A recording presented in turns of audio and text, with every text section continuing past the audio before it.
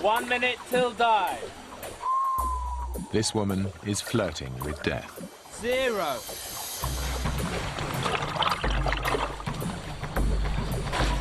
She's trying to dive deeper than any other human being has been before. She'll do it on one single breath of air. During the dive, her heart will almost stop. I'm not scared of dying at all. I just think that when you die, you die. Other vital signs will sink to lethal levels. I hope I don't die painfully. Oh, that was such a cool thing to watch. Blew me away. Blew me away. I'm speechless, man. I'm speechless. She's trying to become the woman who dives the deepest and to return alive.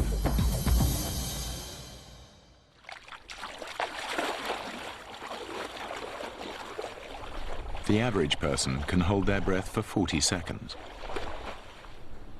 Tanya Streeter can do it for over 6 minutes. It's just my thing. I have this unique relationship with the ocean. I'm entirely blessed to be able to test myself in that environment. Tanya uses this ability to dive to great depths without any equipment, using only the air in her lungs.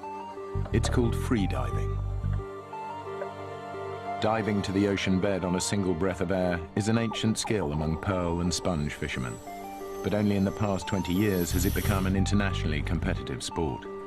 It requires superhuman levels of fitness. She's in the Caribbean to regain a lost world record.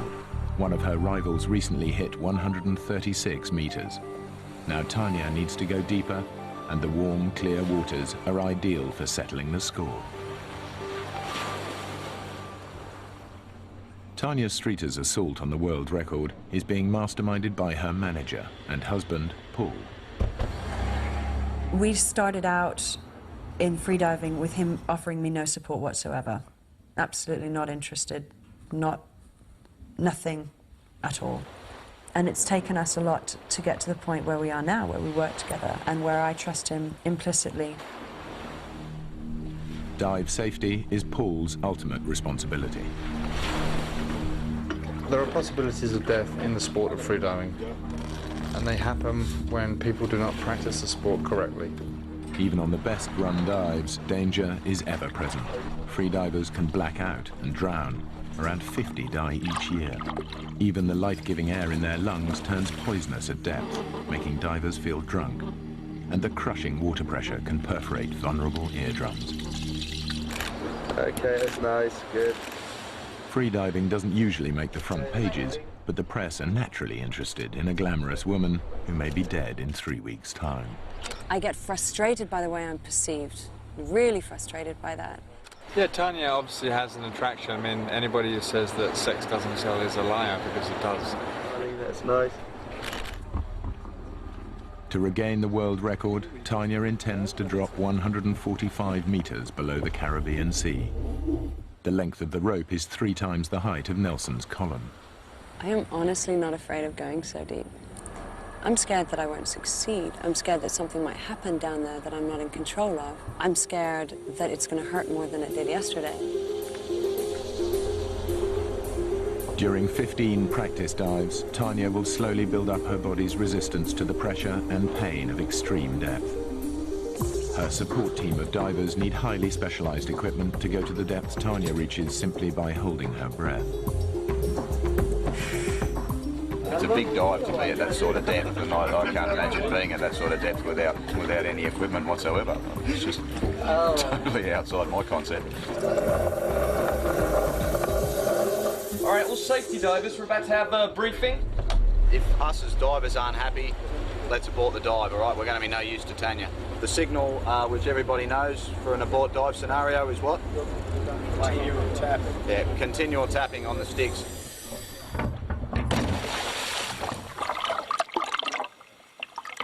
Three minutes till dive. 3-minute countdown. There's an unwelcome visitor below. Can you see it? I think she just spotted an oceanic white-tip shark, which is renowned for being very ferocious. It's just below us, just swimming around, looking for some dinner. The shark disappears, and despite her concern, Tanya decides to go ahead with the dive. There she goes. Go, girl, go. That shark spooked her. Tanya descends on a weighted metal sled, which plummets down a rope at 3 meters.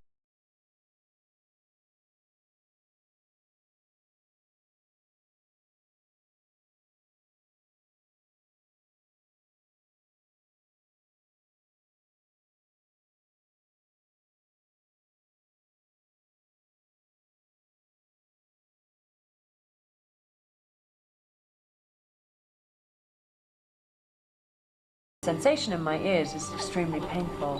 The eardrums are bending in. It feels like I've got a sharp object being stuck in both sides of my head. When I get to the bottom, I'm very happy. I just steal a second of time to realize that it is peaceful. The compressed air in the lift bag sends her back to the surface like a rocket. And then the ride back up is, you know, it's kind of a thrill. It's like the roller coaster part of it. Swimming the last few meters reduces the risk of blacking out. The rapid pressure changes here are the most punishing on the body. A slower ascent helps it adapt. It's a good dive, but only shallow. Okay. Yeah, perfect. Far more daunting challenges lie ahead in the coming days. Yeah, the shark was on my mind for sure, because you can only see with a mask, you can only see like that. You know, he might be right here.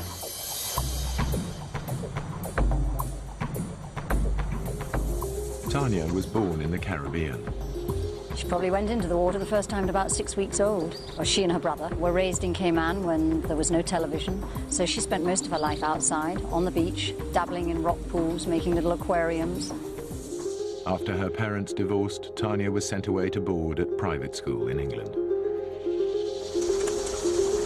I used to cry when the plane would kind of do its big turn right over where I spent, you know, every day of the holidays at the beach or in the sea or something, and that was really hard. I used to say my silent prayer that I would come back.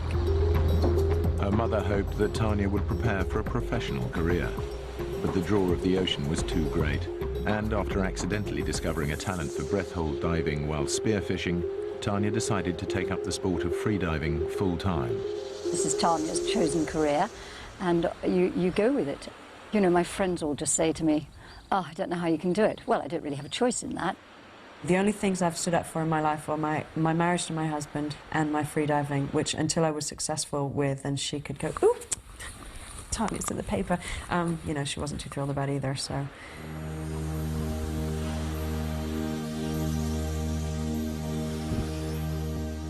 Tanya trains intensively to prepare for a world record. Deep dives cause immense pain because of the crushing effect of water pressure. I do the breathing exercises to really train my body to get used to what it's going to feel like at depth. I've developed strong abdominal muscles to be able to do that and to be able to condition my body to be prepared for that. Tanya's ability to dive so deep seems to be a combination of innate natural talent and intense training. But scientists who study freedivers confess that they don't fully understand how she does it. In theory, it should be impossible for a freediver to dive beyond about 30 meters. For the most part, we can take any fit, healthy individual and get them up to a 4.5-minute breath hold quite easily. To get into the 6 and 7 minute and even 8-minute breath holds, you're looking at a very exceptional person. They're doing things that we can't fully explain. 0. Tanya's dramatic dives are not just about breath holding, but conquering pain. And right now, all the pain is focused on every freediver's weak spot, the ears. The world record attempt is around 5 days away, but for the last few dives, Tanya has failed to reach the bottom of the rope. Her ears lock up, and going deeper could burst an eardrum. At best, this would cause the immediate cancellation of the record bid. At worst, Tanya would lose consciousness because of the pain. She simply cannot afford for that to happen. I'm congested in my right ear. The weather sums up the mood of the boat. And that's the whole point of training. But I think she hasn't done any worse, so she's reached a plateau now. She's still got her record in her sights. I am very congested, and I need to get rid of the congestion fast. Okay. You just tap you on the head. That's what it's supposed to feel like. Okay. Tapping on the sinus. Oh, it hurt on this side. The island's doctor is used to dealing with diving injuries. Sand. Ow. Sand. This is different. And maybe if I get The doctor diagnoses a severely bruised eardrum and a sinus infection. Don't blow your nose, ever. Just sniff. It's a devastating blow. Tanya cannot dive until the ear recovers, but the record attempt is only 5 days away.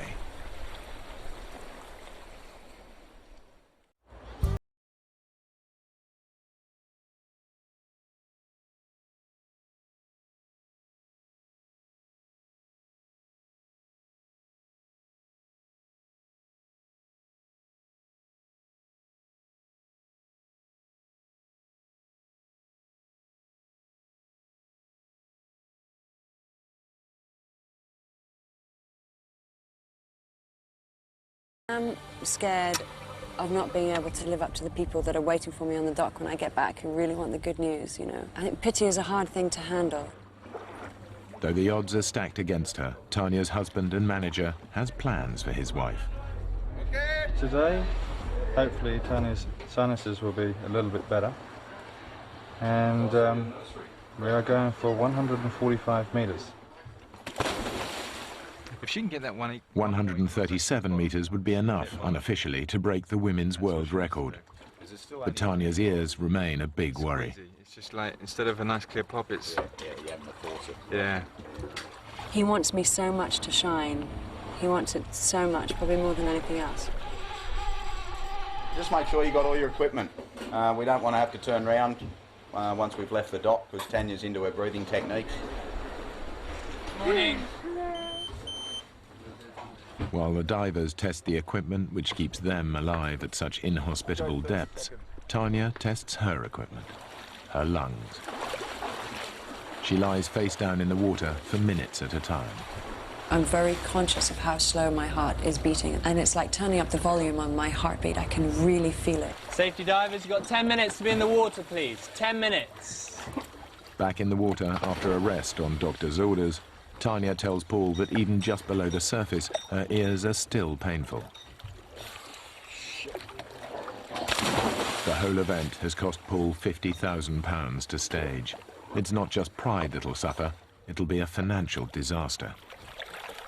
I guess the desire for success is much more prominent in the manager side than it would be in the husband side.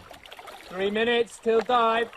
Despite the possible consequences, 2 minute countdown. Paul and Tanya decide to go ahead anyway. 1 minute till dive. In the final few seconds before diving, Tanya uses a technique called packing. Plus 10. She gulps air repeatedly, forcing it into her lungs to maximize the oxygen levels in her body. Plus 20. Go, girl. There she goes. Go, girl. Go. The first part of the dive is less painful than Tanya had feared.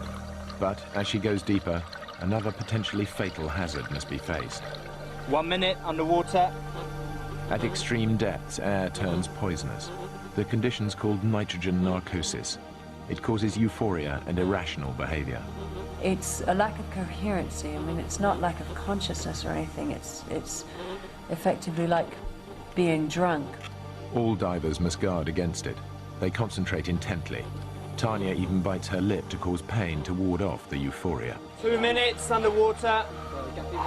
She's been underwater longer than planned. Paul knows there's something wrong. 2 minutes 20. 130 meters below, Tanya has slowed the sled to a crawl.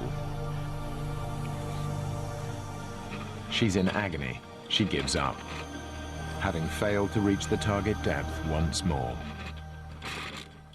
3 minutes. There are no celebrations. Good to see you back. Tanya is still below the current women's world record, and there's no time for another dive before the big day. Both of them just locked up. It's painful when you push it. Yeah, for sure. But...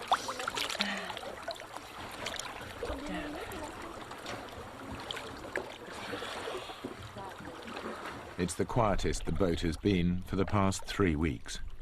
I enjoy the training days so much, but when the pressure is on, it really kind of gets to a stage where you come this far and all the media are there and you just really want it to be over. It's not the reason that I free dive. Ladies and gentlemen, Miss Tanya Streeter.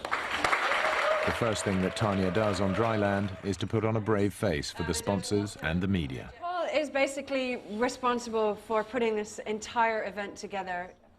The audience want her to succeed, but it's been another bad day, and the strain is beginning to show. Oh, if this is this morning, wait till tomorrow night.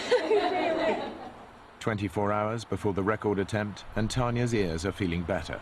But the husband and wife team must now decide what depth to attempt. How do you feel about 160?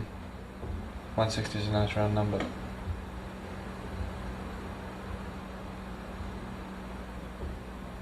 And just go for it. What's that in feet? I think it was... Don't tell me. 525 feet. Okay. Means you'd be the first woman over 500 feet. The target of 160 meters is very ambitious. If Tanya succeeds, it'll be a genuine world first. She will become the world's deepest free diver, man or woman. You just make sure I'm safe down there. I'll make sure you're safe. I'll make sure you know what it's like. I'll make sure everything's set up. I'll double check everything. Make sure the clips are in the right way.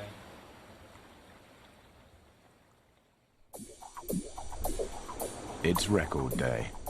I'd like to start just by saying thank you so much for all of that hard work over the last couple of weeks. They've just been a dream team. Just got to do it once more successfully. Pre-dive checks and bubble checks.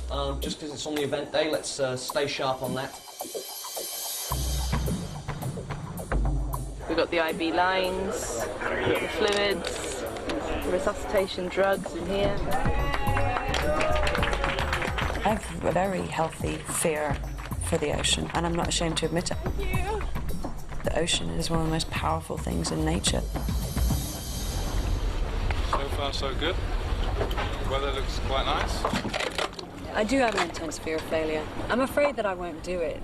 I'm afraid that I'll do something wrong. Tanya's in the water now, so preparation for her diving attempt has begun. Tanya's mum joins the crowd of media and well-wishers. Very mixed emotions. She'll be okay, though. Everybody inside it? Okay, everybody, we got a 10-minute countdown until dive time. When my daughter actually hits the water and begins to disappear from sight, I wish her Godspeed and say a silent prayer. 15 seconds. Tanya packs her lungs with more air than ever before. At 0. Suddenly, she releases that vital air. Plus 10. And slumps forward, unconscious. Tanya's taken in too much air. I overpacked. Packing in so much that she passed out. Can I go? But she recovers quickly, and the judges give her permission to carry on with the dive. 50, there she goes. Come on, shit. To the bottom. It's the worst possible start to her attempt on the record. 30 seconds. 45 seconds, dive time.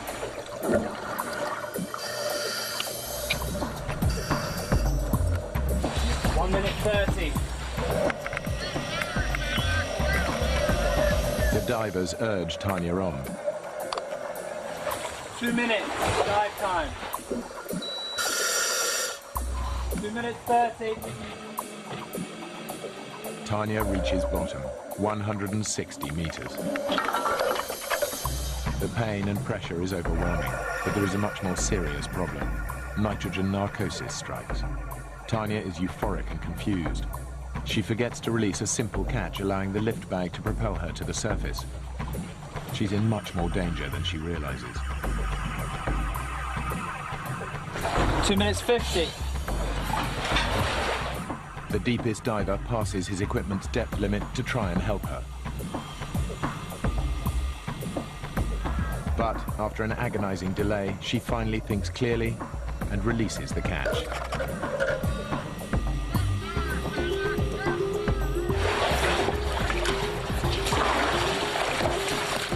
Tanya's traveling too fast. She passes Paul, forgetting to let go of the lift bag, and risks passing out when she takes her first gulp of air. Over here. The rules of free diving state that Tanya must be seen to be conscious by the judges. Paul, who's no idea whether she reached the bottom, cannot assist her until the judges are satisfied. Finally, the judges confirm that she did reach 160 meters. The deepest human being is my daughter. Good grief. It wasn't the best dive that I've done. It was the deepest, but that's not necessarily the best. It's a new world. But look at what we can do when things aren't going well. Imagine what we can do when things are going well.